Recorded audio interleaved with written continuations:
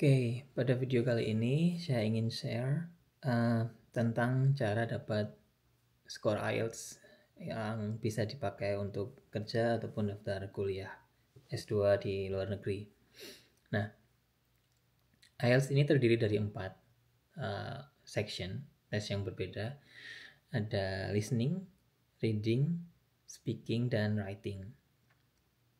Untuk orang-orang Indonesia, apalagi generasi-generasi yang lebih senior ya, yang cukup senior yang sekarang 30 tahunan ke atas, kendala utamanya itu menurut saya ada di speaking dan writing.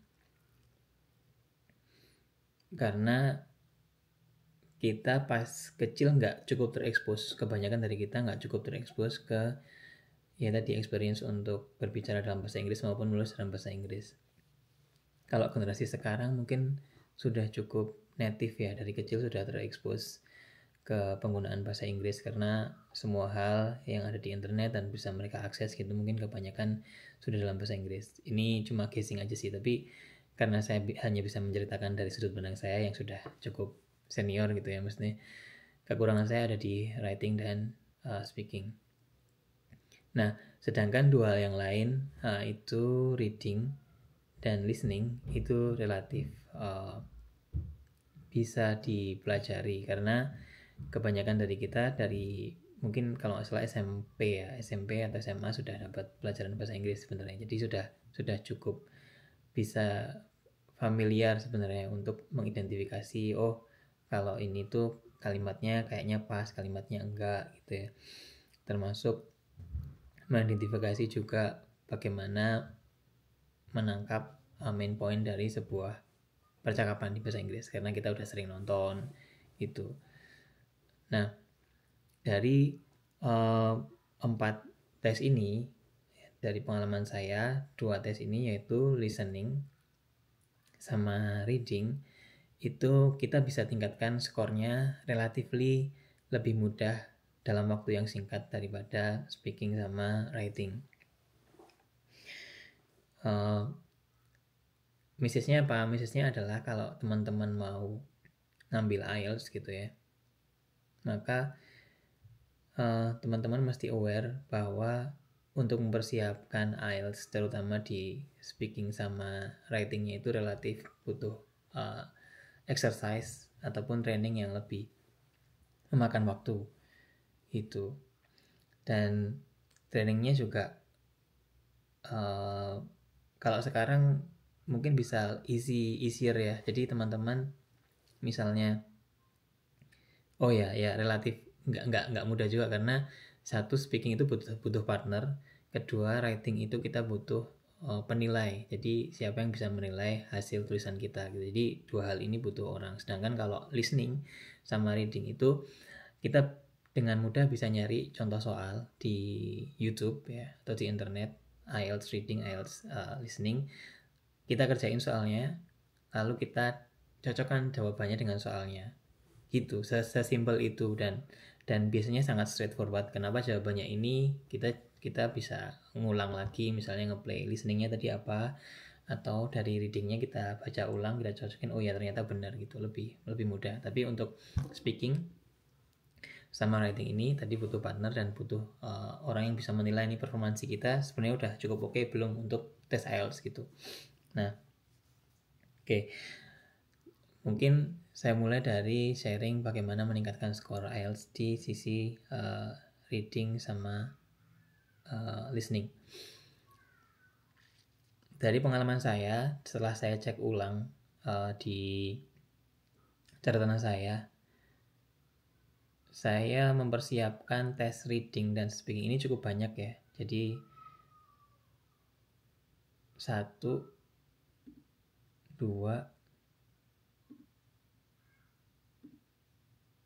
mungkin ada ya yang mungkin 10-an lah, 10 kali atau lebih ya. Jadi teman-teman minimal ya ini patokan aja ya, minimal teman-teman 10 kali nyoba listening sama reading test gitu dalam waktu yang singkat, jangan kelamaan nanti, karena kalau kelamaan lupa pas, maksudnya kelamaan dari jarak tesnya latihan sama tesnya kepanjangan nanti takutnya teman-teman lupa. Jadi kalau bisa misalnya teman-teman mau tes gitu ya dalam sebulan gitu, misalnya teman-teman coba prepare sama ya tadi ya listening sama reading test itu sangat banyak di YouTube, teman-teman cari aja dan teman-teman cobalah at least 10 gitu ya. Dari 10 itu kalau teman-teman di akhir udah bisa dapat overall score yang bisa sampai 38, maksudnya benernya banyak gitu ya, relatif banyak atau hampir 100% benar, saya bisa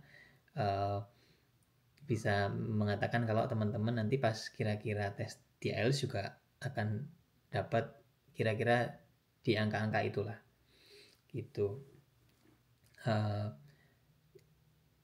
Nah, dengan banyak latihan ini, semua banyak mendengar, banyak apa istilahnya, mereview ya jawabannya, nanti kita semua akan lebih dekat nih ke jawaban yang benar di setiap latihan berikutnya. Dan tadi latihannya relatif mudah karena soalnya ada di YouTube, kita tinggal dengar, kita tinggal jawab, terus nanti di akhir di YouTube biasanya ada jawabannya itu. Nah terus, atau kalau teman-teman punya akses ke buku-buku IELTS gitu ya, itu juga boleh. Itu yang pertama. Nah terus gimana kalau untuk listening, untuk speaking sama writing? Nah ini yang memang challenging dan butuh waktu. Makanya untuk speaking, teman-teman kalau bisa, kalau dulu istilahnya ada English Day gitu ya di kelas gitu ya, atau teman-teman nemu komunitas atau teman yang bisa jadi tandem untuk ngomong bahasa Inggris. Tapi teman yang jadi tandem untuk ngomong bahasa Inggris ini pun adalah teman yang harusnya lebih jago dari kita gitu. Karena ketika yang lain jago, kita tuh jadi bisa ngebenerin gitu ya pronunciation, bisa ngebenerin filler-filler ketika kita mau ngomong gitu misalnya, bisa ngebenerin apa ya yang saya ingat, forming question. Jadi kalau yang saya sampai sekarang bahkan masih susah itu ketika kita mau menanyakan sesuatu ke orang gitu ya, menanyakan sesuatu dalam bahasa Indonesia kan mudah ya, kenapa kayak gini, kenapa kayak gitu misalnya. Nah kalau bahasa Inggris itu kadang-kadang strukturnya itu bisa berbeda-beda tergantung tense-nya juga. Misalnya why did gitu, berarti kamu dulu ngapain sih gitu kan. Nah kadang-kadang masih harus mikir gitu ya untuk forming question, konteksnya ketika kita ngobrol sih gitu.